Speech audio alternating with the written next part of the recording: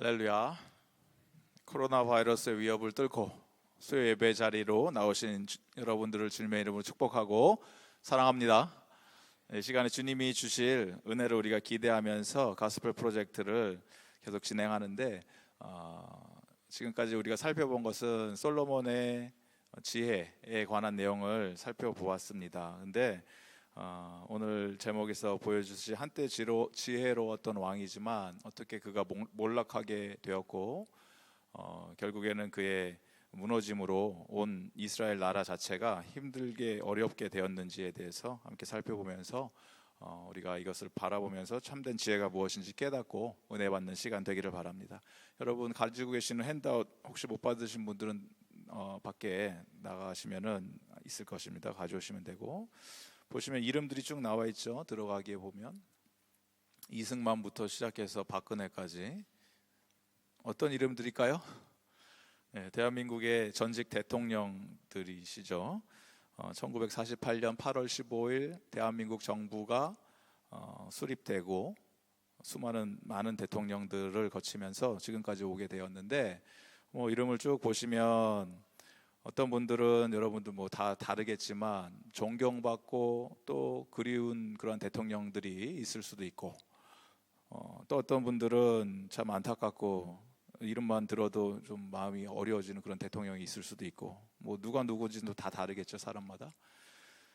그런데 공통점이 있습니다. 그것은 이름을 쭉 보시면 아시겠지만 대부분의 이 대통령이었던 분들이 마지막에 안타까운 마지막 결말을 맞이하게 된 분들이 대부분이라는 거죠. 대부분. 이승만부터 해서 박근혜까지 그 사이에 있는 모든 사람들이 사실은 끝이 참 안타까운 끝으로 끝났다라는 것을 우리가 그 참 아이러니한 공통점이죠.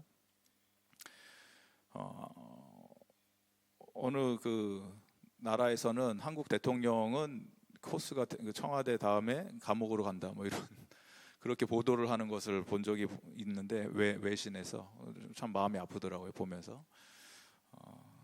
대부분의 많은 대통령이 그러한 일들을 겪은 것들을 바라보면서 참 안타까운 일이다, 이걸 깨닫게 됐다라는 것입니다. 그럼에도 불구하고 이제 얼마 있으면 또 선거니까 대통령이 되려고 그렇게 운동들을 많이 하고 있지 않습니까?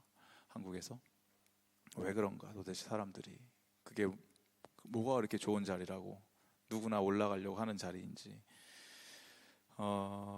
오늘 말씀을 보면 이스라엘의 왕 솔로몬에 대해서 우리가 살펴보고 있는데, 하나님께서 출애굽을 하면서 이스라엘 나라를 세우시고 민족을 불러주시고 세워주시고 약속의 땅으로 가라 명령을 하셔서 많은 전투를 치르면서 약속의 땅까지 들어가지 않았습니까? 그리고 다윗 시대를 거쳐서 나라가 안정이 되기 시작했고 백성들이 그 땅에서 뿌리를 내리기 시작했고 이스라엘이라는 민족 나라가 세워지게 되고, 솔로몬이 왕이 됨으로 어마어마한 부귀 영화를 누리기 시작했고 나라가 안정화를 찾게 되고 그 다음에 강대국이 되었다라는 것입니다. 이스라엘을 모든 나라가 우러러보고 부러워하는 그 나라가 되었다. 그러면 여기까지 놓고 봤으면 하나님께서 약속해 주신 모든 것이 다 이루어진 거 아닙니까? 나는 너희의 하나님이 될 것이고 너희는 나의 백성이 될 것이고 너희는 내가 구원하여서 약속해 준 땅으로 들어가게 될 것이고 그 땅을 차지하고 다스리고 생육하고 번성해서 하나님 나라를 그 땅 가운데 이루게 될 것이고 세상 모든 열방 가운데 열국 가운데 하나님 나라의 빛을 비추게 될 것이다. 그리고 그렇게 된 거 아닙니까? 솔로몬 시대. 그리고 나서 완전히 내리막길을 내려간 것도 아니죠. 거의 번지 점프하는 수준으로 나락으로 떨어져 나가는 솔로몬의 모습을 우리가 발견하게 됩니다. 솔로몬의 개인의 삶뿐만이 아니라 나라 자체가. 열왕기상 10장에 보면은 솔로몬의 전성기가 얼마나 화려하고 세계의 모든 나라와 견주어 봐서도 전혀 뒤지지 않는 세계 최고의 강대국이 되었는지에 대해서 쭉 열거하고 있습니다. 그의 금은 보화가 얼마나 컸는지, 병거가 수천 대가 얼마나 많은 그런 군사력이 있었는지, 무역을 해서 배를 띄워서 지중해로 나가서 수많은 금은보화를 가지고 오고, 상아를 가져오고, 코끼리 상아, 그럼 어디서 가져옵니까? 아프리카 이런 데서 가져오는 거 아닙니까? 어마어마한 무역을 통해서 큰 이익을 남겼고, 나라는 강대국이 됐다라는 거예요, 이스라엘이라는 나라가.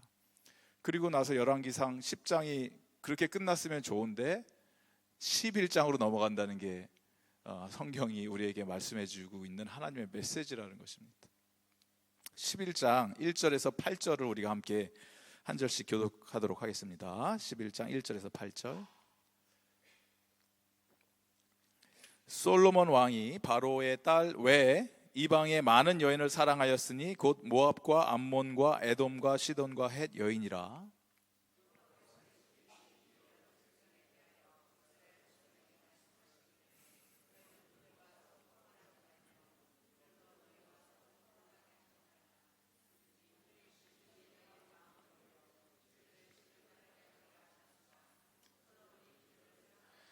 왕은 후궁이 700명이요 첩이 300명이라. 그의 여인들이 왕의 마음을 돌아서게 하였더라.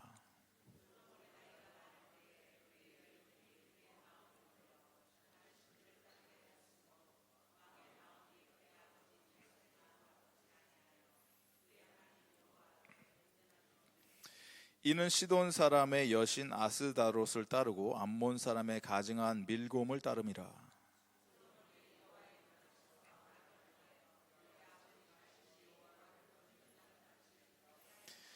모압에 가증한 그모스를 위하여 예루살렘 앞 산에 산당을 지었고, 또 암몬 자손에 가증한 몰록을 위하여 그와 같이 하였으며, 그가 또 그의 이방 여인들을 위하여 다 그와 같이 한지라. 그들이 자기의 신들에게 분향하며 제사하였더라.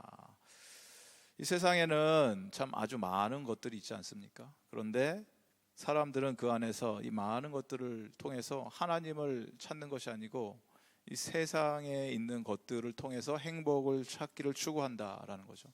그리고 그것은 결국 우리의 우상이 됩니다. 우리 마음속에 얼마나 많은 우상들이 득실득실 되는지, 우상 숭배 종류가 참으로 많다라고 존 웨슬리 목사님이 한 몇백 년 전에, 한 300년 전에 이런 말씀을 하셨다라는 거예요. 그때 당시나 이때나 변한 게 아무것도 없다라는 거죠. 인류 역사 통틀어서 인간의 마음속에는 세상의 많은 것들을 통해서 그 안에서 살아계시고 우리가 동행해 주신 하나님을 발견하고 하나님으로 말미암아 기쁨을 누리고 행복을 누리는 것이 아니고, 하나님 이외의 다른 것들에 이리 기웃 저리 기웃 하면서 그것을 우리의 우상을 만들어서 하나님 이외의 다른 것으로부터 행복을 누리고자 끊임없이 발버둥 쳤던 것이 우리의 우상 숭배의 현실이다라는 것입니다. 솔로몬의 경우 우리가 바라봤을 때 결국 하나님에 대해서 어떤 적극적인 반역을 한 게 아니죠. 솔로몬은 대놓고 난 하나님을 더 이상 섬기지 않겠다, 하나님은 나의 신이 아니다, 이렇게 한 것이 아니지 않습니까? 솔로몬은 끝까지 하나님을 섬겼습니다. 하나님을 버리질 않았습니다. 드러내놓고. 그럼에도 불구하고 성경은 솔로몬이 하나님을 배신했다라고 고발하는 이유는 솔로몬이 하나님을 섬김과 동시에 그 여호와 옆에, 오늘 말씀에 그대로 나오잖아요. 솔로몬이 여호와의 눈앞에 악을 행하여 그의 아버지 다윗이 여호와를 온전히 따름과 같이 따르지 아니하고 모압에 가증한 그모스를 위하여 어디에다 세웠습니까? 예루살렘 앞 산에 산당을 지었고, 예루살렘의 성전이 버젓이 있는데, 여호와의 성전이 그 앞에다가 대놓고 그모스를 위해서 산당을 지어주고, 아스다롯 신을 위해서 암몬 사람의 가증한 밀곰을 위해서 몰록 신을 위해서 수많은 잡신들, 그리고 이 신들마다 가지고 있는 그들이 믿었던 신들의 특성들이 있습니다. 그래서 전쟁의 신, 다산의 신, 번영의 신, 그리고 여러 종류의 신들이 다 같이 여호와와 함께 어울려져서 지금 우리가 얘기하는 그 수많은 다원화주의의 현상이 이때 이미 일어나고 있었다는 거예요. 이것도 괜찮고 저것도 괜찮고 나 하나님 섬긴다 하지만 하나님만 섬기라는 법이 있냐? 이것도 좋고 저것도 좋은 거 아니냐? 이왕 보험을 들 거 이 보험도 들고 저 보험도 들면 좋은 거 아니냐? 이런 식으로 신앙생활을 했다라는 것입니다. 근데 솔로몬은 원래 그런 사람이 아니지 않았습니까? 우리 여호수아가 가나안 땅으로 들어오면서 백성들을 불러놓고 다시 한번 마음을 정리하면서 선포를 하잖아요. 나와 우리 집은 여호와만을 섬길 것이다. 우리가 가나안 땅에 들어가는 순간 바라봤던 것이죠. 그 땅에 수많은 신들이 득실득실 할 것이고 수많은 이방 민족들이 따르던 번영의 신들이 가득할 것인데 분명히 그것이 우리의 발목을 잡게 될 것이고 우리를 어렵게 할 것이고 우리를 무너뜨리려고 할 것인데 나와 우리 집은 여호와만을 섬길 것이다 선택을 하고 들어가지 않았습니까?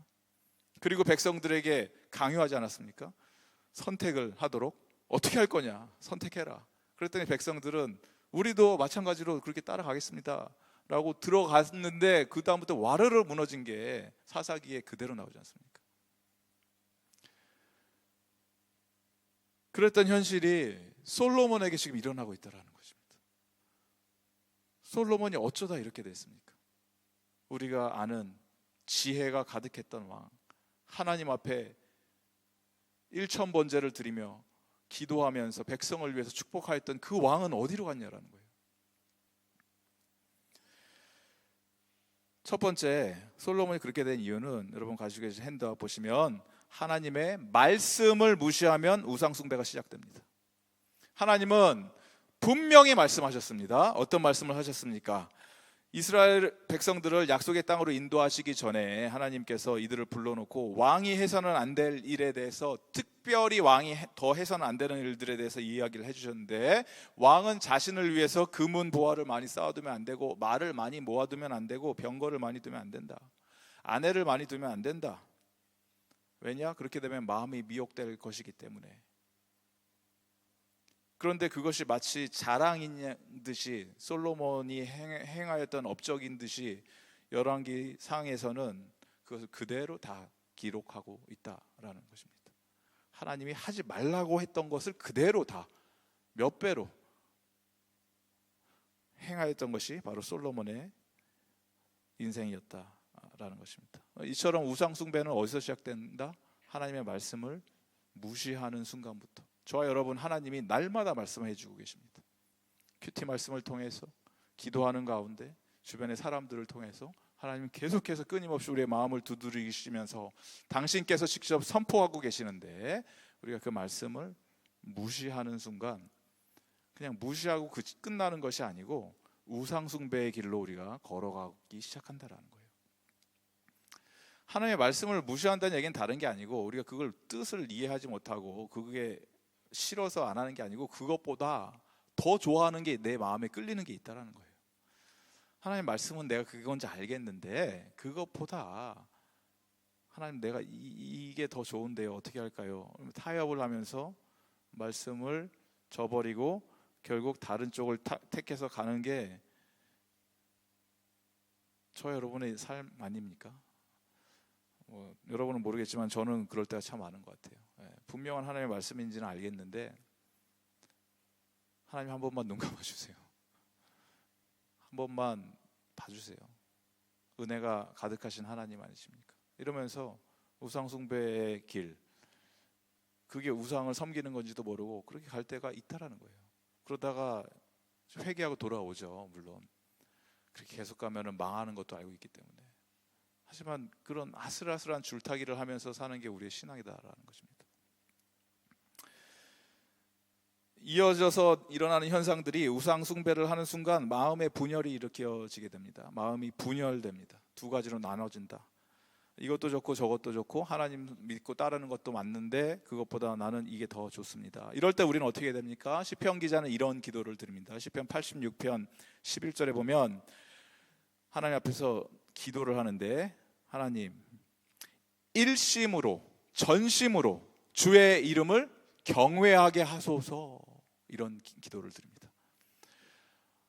하나님의 이름을 내가 두려워하기를 원하는데, 하나님의 이름을 내가 경외하기를 원하는데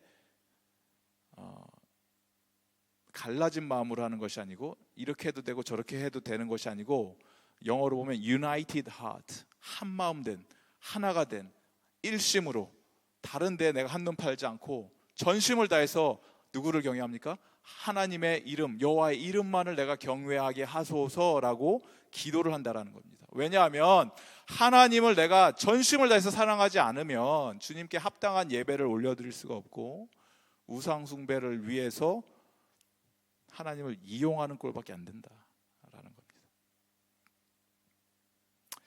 그렇게 타협을 하면서 결국 마음의 분열이 일으켜지고, 하나님을 섬기는 것보다 내 우상을 붙드는 것에 내가 더 발걸음을 옮기게 되다 보면은 결국 우상 숭배의 끝은 멸망입니다. 그들의 마침은 멸망이요, 그들의 신은 배요, 그 영광은 그들의 부끄러움에 있고 땅의 일을 생각하는지라. 빌립보서 3장 19절 말씀입니다. 우상 숭배자들의 끝은 멸망이에요. 정해져 있습니다. 이거는 우리가 바꿀 수 있는 게 아니에요. 우상 숭배의 끝은 파멸입니다. 그리고 이 우상 숭배의 끝이 나의 파멸로 거기서 일단락이 되면 다행인데, 더 무서운 것은 우상 숭배를 통해 우리가 좌절감에 빠지고 죄책감을 얻고 우리를 몰락하게 만드는데, 거기서 그치는 것이 아니고 어리석은 선택을 하는 순간, 우상 숭배를 하는 순간 그것은 다른 사람들에게 영향을 미치게 됩니다. 다른 사람들에게 악영향을 끼치게 됩니다. 우상 숭배, 하나님을 대적해서 내가 등을 돌리고 길을 걸어가는 순간 나는 나의 어떤 결심으로 그것이 끝났다라고 생각하기 쉬운데, 거기서 끝나는 게 아니고 나뿐만이 아니라 나의 가족, 나의 공동체, 내가 속해 있는, 내가 가는 발걸음마다 축복의 발걸음이 되는 것이 아니고 문제가 생긴다라는 거예요. 나로 말미암아 주변에 악영향이 끼쳐지게 된다. 이 팀 첼리스라는 이분이 이런 말씀을 하셨어요. 내가 죄를 죽이지 않을 때, 하나님 앞에서 성장하는 것을 거부할 때, 죄 짓는 것을 선택할 때, 사실상 나는 내가 사랑한다고 하는 사람들에게 악영향을 끼치는 행동을 하는 것이다. 나로 인해서 그냥 끝난다는 게 아니에요. 쉬운 예로 지금 우리가 겪고 있는 일 아닙니까? 코로나 바이러스, 그런 거 아닙니까? 나에게 질병이 있어요. 그런데 뭐 이건 나에게 있는 질병, 나에게 질병이 있으니까 나는 마음대로 해도 돼라고 하면서 뭐 마스크도 안 하고 사람들 있는 공공장소에 돌아다니고 기침하고 사람들과 대화하고, 뭐 그러면 그냥 전달되는 거 아닙니까? 바로 질병들이. 근데 코로나 바이러스하고는 비교가 안 되는 죄의 전염성은, 죄의 파괴성은, 죄의 전달되는 이 속도는 비교가 안 된다는 거예요. 이런 육체적인 질병과는. 그게 아담과 하와의 죄 아닙니까? 아담과 하와가 범죄하는 순간 그 죄의 전염성, 확장성, 치명적인 죽음에 이르게 하는 것이 온 인류에 다 퍼졌다는 거예요. 그러니까 우리가 하나님 앞에서, 하나님 나 우상 숭배 우상 숭배를 합니다 하고 하지는 않겠죠, 누구도. 근데 하나님을 대적하고 내가 이게 더 좋습니다, 하나님 잠시 눈 감아 주십시오, 잠깐 즐기다 오겠습니다 하는 순간 그게 나로 끝난다는 게 아니라는 거예요. 우리 가족이 피눈물을 흘리게 되고 교회가 거룩성을 잊어버리게 된다. 그래서 죄는 나로 그치는 것이 아니다 라는 것입니다. 우리 주변에 다른 사람이 참 어리석은 선택을 하고 부정적인 영향을 겪게 되는 현상들이 지금 우리 삶 속에서, 이 코로나가 참 많은 그 예화를 주는 것 같은데, 지금 뉴스에 나오는 게 코로나가 문제가 아니고 화장지 대란이 일어났다고 뉴스 보셨습니까? 화장지가 없어요. 화장실에서 볼일 보고 일 처리할 수가 없게 된 거예요. 이제 화장지가 울러스를 가도, 오늘 제가 우연치 않게 동네 아이즈에 갔는데 거기는 약간 저희 동네는 시골 동네 같은 데인데도 없어요. 화장지가 다 비어 있어요. 그게 뭡니까? 그게 무슨 지금 코미디 같은 일이 벌어지는 것입니까? 이게 다른 사람의 어리석은 어떤 인포메이션, 정보, 흘러가는 이러한 소리들이 공동체 전체에 악영향을 끼치게 된다는 거예요. 막 퍼져나가는 거죠. 그래서 페이스북을 보니까 그 화장지 클리넥스 회사에서, 호주 웨어하우스에서 일하시는 분이 사진을 찍어서 보내주셨는데 뒤에 저기 산처럼 쌓여 있어요. 화장지 웨어하우스에. 그러니까 다음 주에 다시 다 채워집니다. 걱정 안 하셔도 됩니다, 여러분. 화장지 다시 다 채워집니다. 사재기 안 하셔도 된다라는 거예요. 너무 쓸데없는 것에 우리가 민감하게 반응하면서 우리 그렇게 끌려다니는 인생이라는 거예요. 이렇게 어리석은 거죠. 사람들이 참 어리석다. 이런 악영향들이 흘러간다라는 거예요. 솔로몬은 이 하나님을 대적하고 우상 숭배의 문을 열어주는 순간, 그것이 자기는 나름대로 지혜를 사용해서 외교 관계를 위해서, 대부분의 자기 아내들이 1000명에 가까운 아내들이 외국 여자들 아닙니까? 그리고 외교 관계를 활성화하고 트러블이 안 생기기 위해서 그들에게 원하는 것들을 해줬다라는 거예요. 그 솔로몬이 믿던 안 믿던 그거는 둘째치고 그냥 해달라고 하니까 해줬다라는 거예요. 그래야 외교 관계가 좋아지니까. 근데 그게 거기서 그친 게 아니죠. 온통 잡신들, 모든 우상들을 이스라엘 땅으로 다 끌어들여 와서 그게 백성들에게 전달이 되고, 백성들은 끊임없이 산당을 짓기 시작하고 여호와를 무시하기 시작하고 그들이 부르짖던 여호와의 이름을 잊어버리기 시작했다. 그게 바로 솔로몬이 행하였던 치명적인 죄였다라는 것입니다. 하나님 앞에. 이런 솔로몬의 어리석은 모습을 보면서 어떻게 그 모든 지혜를 다 받았던 왕이 한순간에 그렇게 몰락할 수 있는가? 인간으로서, 한 명의 인간으로서 받을 수 있었던 모든 지식과 지혜와 부와 하나님이 주시는 영광을 다 누렸던 이 솔로몬 왕이 어떻게 그 한 번에 내리막길로 내려가게, 굴러 떨어지게 되고 죽음에 이르게 되는지, 이스라엘 전체가 그로 말미암아. 이걸 통해서 우리에게 주는 메시지는 다른 게 아닙니다.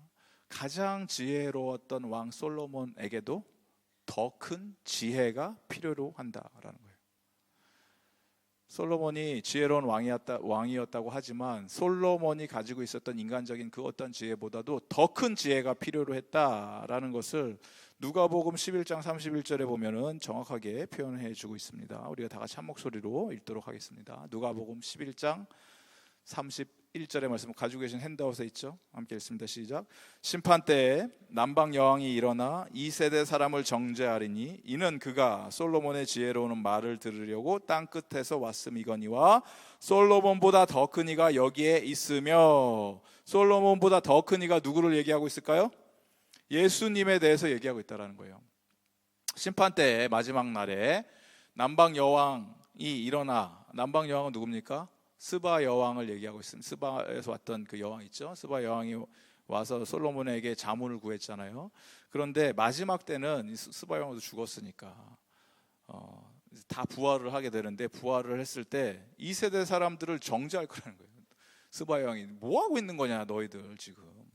나는 솔로몬의 지혜를 듣고 그 말을 듣기 위해서 그 먼 땅에서 와서 지혜를 얻어서 놀라운 그 하나님의 말씀을 깨달았는데 당신네들은 지금 뭐 하고 있냐라는 거예요. 왜냐? 솔로몬보다 더 큰 위대한 사람이 지금 눈앞에 있는데, 그게 누굽니까? 예수 그리스도가 있는데 지금 뭐 하고 있냐, 이 얘기예요. 이 말뜻이 누가복음 11장 31절.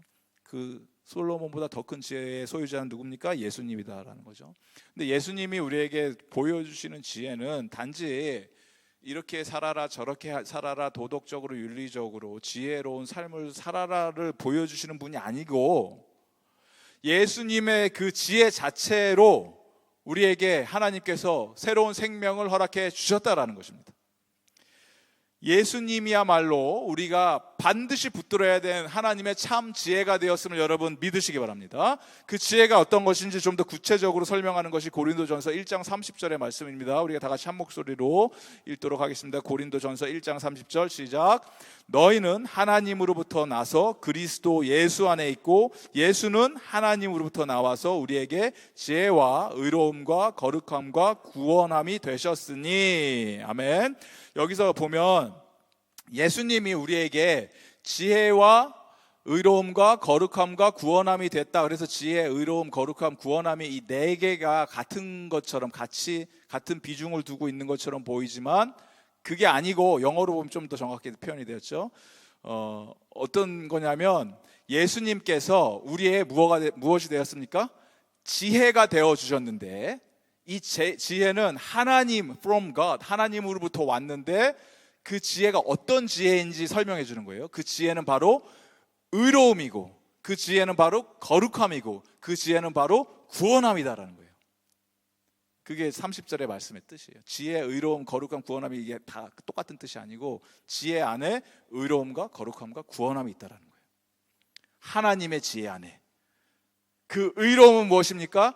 우리를 하나님께서 의라는 단어가 나올 때 righteousness, 의라는 단어가 나올 때는 법정 용어입니다. 성경에서 법정에서 재판관이 당신은 유죄입니다, 무죄입니다 판결을 내릴 때 하나님께서 우리를 의롭다라고 여겨주셨다라는 거예요. 법정으로, 법적인 법정 안에서 저와 여러분은 예수 그리스도의 보혈로 덮여져 있는 자는 우리에게 수많은 수천 가지 수백 가지의 죄악과 더러움에 찌들어 있는 자라 할지라도 예수 그리스도를 믿는 자는 그 예수 그리스도의 의가 우리의 옷이 되어서 우리를 덮었기 때문에 재판관이신 하나님이 보셨을 때 너는 의롭다라고 심판을 해주신다는 거예요.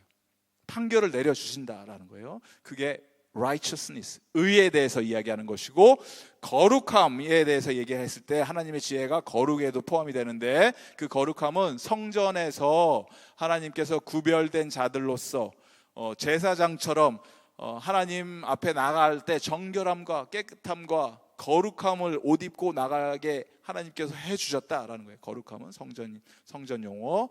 그리고 구원함이 되셨다라고 하셨을 때는 salvation에 대해서 얘기한, 출애굽할 때 이스라엘 백성들이 죄와 사망의 바로의 권세 아래 놓여서 노예처럼 살던 그 비참한 인생으로부터 해방하여 주셨고 자유를 허락하여 주셨고 진정한 평강을 허락해 주셔서 이제는 구원함이 되었다라는 것을 선포하고 있는데, 그게 누구 안에서?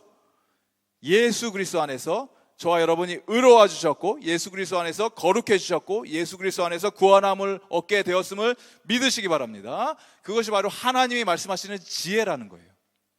하나님의 지혜, 세상의 지혜 말고 하나님의 지혜는 십자가를 바라보면서 사람들이 손가락질을 하고 조롱을 하고 등을 돌리고 떠나갔지만 그 십자가가 하나님의 가장 위대한 지혜, 십자가에서 부활까지 그것이 하나님이 행하셨던 일이다. 그래서 예수님은 당신의 삶과 죽음과 부활을 통해서 우리를 구원해 주신 지혜 자체가 되셨다. 이것을 우리가 붙들고 궁극적인 지혜는 예수님 안에서만 발견되는 은혜가 저와 여러분에게 누려지기를 바랍니다. 이 지혜를 붙들었을 때 다른 사람들에게 여러분들이 복음을 전할 때 반드시 이 두 가지를 명심하셔야 돼요. 다른 사람들에게 복음을 전할 때 지혜롭게 전해야 되는데 두 가지를 명심하시기 바랍니다. 예수님이 모든 지혜의 원천이 되어 주셨음을 우리가 붙들고 깨닫고 선포하면서 나가야 돼요. 한 예를 들어 드리겠습니다. 실제로 있었던 일인데, 어떤 그 좋은 회사에서 일하던 직원이 하나 있었습니다. 이 직원은 행복하게 직장 생활을 했어요. 사장님이 참 좋으신 분이었기 때문에 직원들을 배려해 주시고 항상 돌봐주시고 착한 사장님이었던 거죠. 근데 이 직원은 진리에 대해서 갈급해하고 뭔가를 찾기 위해서 헤매던 자였는데, 어느 날 어떤 전도 집회에 가서, 교회에 친구 손 붙들고 쫓아가서 전도 집회에 가서 예수님을 영접하게 된 거예요. 진리에 대해서 발견하게 된 거죠. 그리고 너무 가슴이 뜨거워지고 좋고 행복했는데, 사장님한테 자기가 예수가 됐다는 것을 고백하고 커밍아웃을 하면은 혹시 뭐 회사적인 차원에서 불이익이 있지 않을까, 뭐 이런 염려 반, 아니면은 또 사장님을 전도해야겠다, 이런 그런 열정을 가지고 와서 사장님에게 얘기를 했다는 거예요. 사장님, 사실 제가 지난 주말에 예수님을 알게 되고 영접했습니다. 그랬더니 사장님이 하는 말이, 할렐루야, 나도 예수님 너무 사랑하고 나도 교회 다니는데 너무 잘 됐네, 김대리, 막 이렇게 칭찬을 해줬다라는 거예요. 그랬더니 이 김대리가, 이 직원이 갑자기 열이 확 받은 거예요. 화가 확 난 거예요. 사장님이 크리스천이셨어요? 제가 여태껏 진리를 찾아 얼마나 헤맸는데 사장님 때문에 제가 예수를 거의 못 믿을 뻔한 거 아세요? 이렇게 얘기를 한 거예요. 그러니까 깜짝 놀란 거지, 사장님이. 왜냐하면 이 김대리가 하는 말이, 사장님처럼 예수를 몰라도 선행을 하고 착하게 살고 아름답게 살 수 있다고 저는 믿었어요. 얘기를 안 해줬으니까. 그냥 저렇게 살면 되겠구나라고 사장님을 롤모델로 삼아서 나도 그렇게 살려고 했었어요, 지금까지. 근데 수많은 이 세월을 내가 낭비하면서 얼마나 찾아 헤맸는데 왜 말씀을 안 해주셨습니까, 이거예요. 사장님은 할 말이 없죠. 이분의 입장은 이거예요. 사장님의 입장은, 직원들에게 불편함을 끼치고 싶지 않아서 내가 예수를 사랑하고 믿고 있었지만 그냥 나는 나의 삶으로, 행동으로, 말로, 언행으로 예수를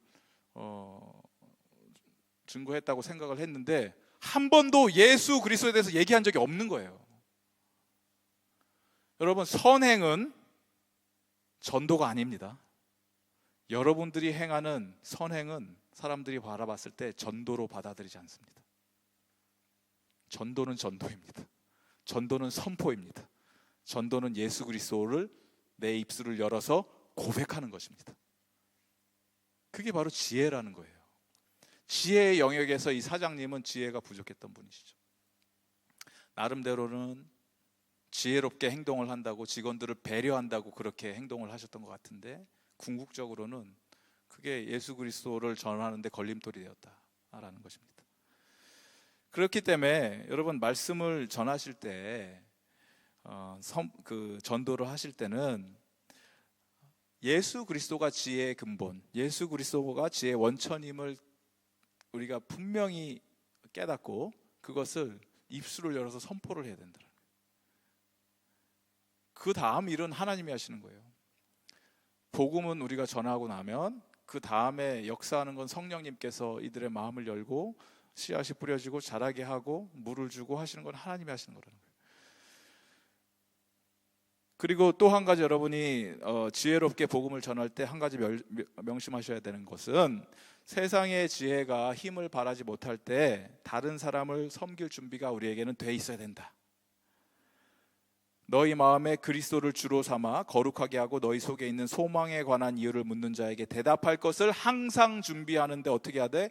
온유와 두려움으로 해라. 다른 얘기로 지혜롭게 하라는 거예요. 지혜롭게. 온유한 마음, 두려운 마음, 지혜롭게 항상. 세상 사람들이 지금이 딱 그때 아닙니까? 세상의 지혜가 힘을 발휘하지 못하는 이 시점, 코로나 바이러스가 전 세계를 다 휩쓸고 다니면서 모든 전 인류가 두려움에 휩싸여서 우리 다 죽게 생겼다, 어떡하냐 라고 했을 때, 믿는 자들은, 크리스천들은 전혀 두려움이 없고 얼굴에 미소가 가득하고 평안함이 있고, 한국에 있는 어떤 교회들은 교회를 오픈해서 그 코로나 환자들, 중증 환자가 아닌 경미한 환자들은 분리돼야 되니까 자기 교회를 오픈해서 그걸 오라고 했다고 하더라고요. 잘한 거라고 생각합니다. 지혜로운 행동을 한 거죠. 교회 와서 여기서 치료 받으십시오. 어차피 교회 예배 안 드리니까 주일날 교회 오면은 좋잖아요. 와서 거기서 치료받을 수 있도록 오픈했다는 거예요, 교회를.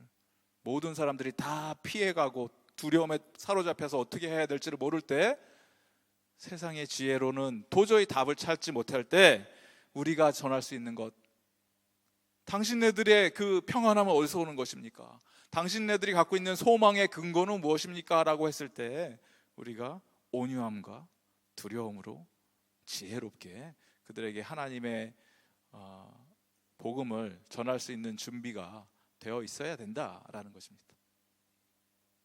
준비가 되셨습니까, 여러분? 언제 어디서나 그 복음의 말씀을 지혜롭게 선포하실 준비가 되어 계십니까? 그게 우리가 오늘 이 시간에 하나님 앞에 나올 때 하나님께 간구해야 되는 기도의 제목이라고 봅니다. 하나님, 우리에게 지혜를 더하여 주셔서 언제 어디서나 담대하게 생명의 복음, 하나님의 흔들리지 않는 진리의 말씀을 선포할 수 있는 담대함을 허락하여 주시옵소서. 지혜롭게 하게 하여 주시옵소서.